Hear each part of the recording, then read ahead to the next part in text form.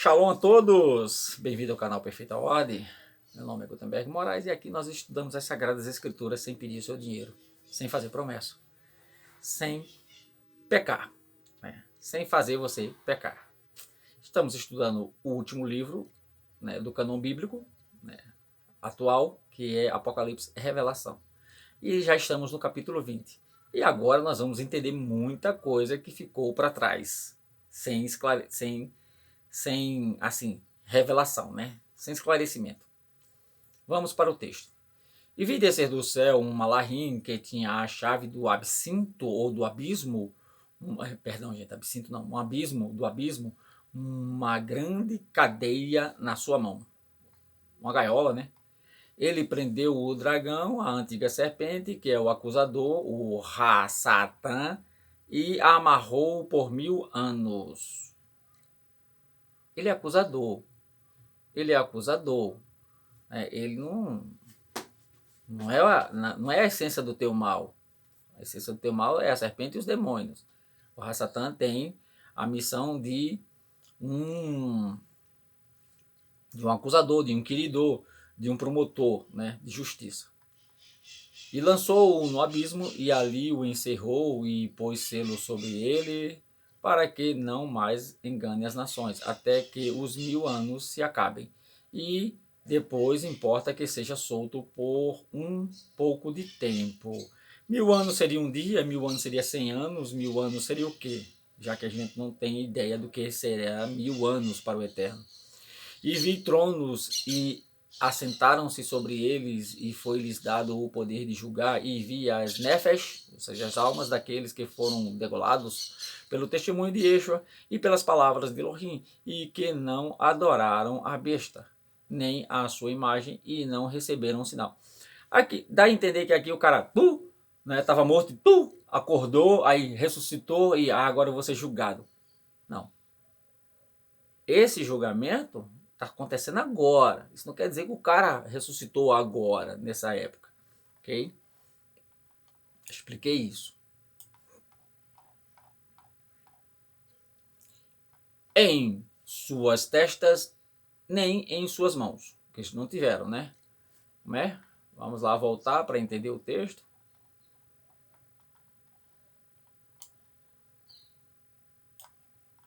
Os que não adoraram a besta, nem a sua imagem, e não receberam um sinal, né? Nem na sua testa, acabei de falar, né? Lá agora há pouco.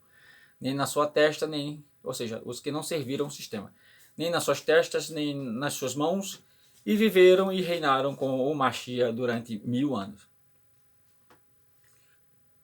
O Eterno ele criou a terra em 6 dias e descansou no 7º. Parece que 6 anos ele deu para a humanidade se estabelecer na terra, e no 7º ano é o ano dele, é o ano de descanso. Acabou a putaria, acabou a bagaça, acabou o livre-arbítrio, né? Que bem que não vai acabar, né?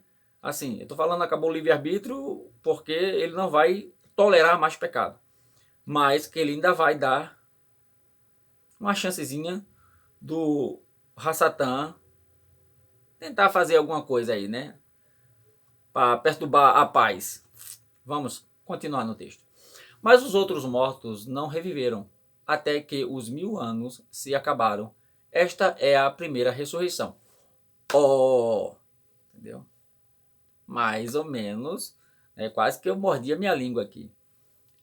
Esses ressuscitaram e os outros não, por 1000 anos. Uai. E o resto que não ressuscitou, quem são? Esses que ressuscitaram são aqueles que Shaul falou lá atrás, que os mortos ressuscitarão primeiro e depois nós seremos arrebatados, né? Cair para o céu? Não. Eu vou falar, vai ter a parousia, a vinda, o estabelecimento do reino do Eterno aqui na terra. O reino dos céus vai ser estabelecido aqui na terra. Bem-aventurado o santo, e santo aquele que tem parte na primeira ressurreição. Sobre estes não tem poder a segunda morte. Vai ter uma segunda morte, mas serão correntes de Elohim e do Machia, e reinarão com ele 1000 anos. Ou seja, bem-aventurados os que ressuscitarem na primeira ressurreição. Mas vai haver aqueles que não morreram, né? E esses nem saberão o gostinho da morte, né?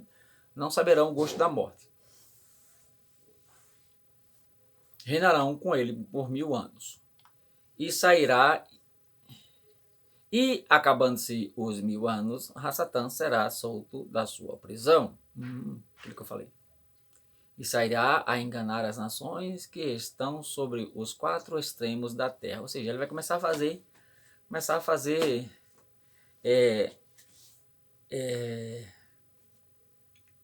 umas politicagens, né, no mundo. Gog e Magog, cujo número é como a areia do mar, para as ajuntar em batalha. Aí tá. Sabe que a invasão da Rússia com a Ucrânia era Gog e Magog. Agora estão dizendo que não sei o que lá é Gog e Magog. Ressuscitou alguém já? Não ressuscitou ninguém. E como é que os eventos agora podem ser Gog e Magog? Tá, eu falei que são montanhas que ficam uma atrás da outra. Tudo bem. Mas aqui o texto parece que tem uma linha cronológica. Né? Às vezes tem, às vezes não. Gog e Magog. Só depois da primeira ressurreição. Então para com isso de dizer que essas guerrinhas de hoje é Gog e Magog. E subiram sobre a largura da terra e cercaram o arraial dos santos e a cidade amada. E de Elohim desceu fogo do céu e os devorou. Acabou. Com a Naína, né? E o acusador que os enganava foi lançado no lago de fogo e enxofre, onde está a besta e o falso navio. Serão atormentados no Sheol, a saber, a segunda morte. Você pega o cara, amarra numa madeira e faz uma fogueira em redor. Ele fica vivo?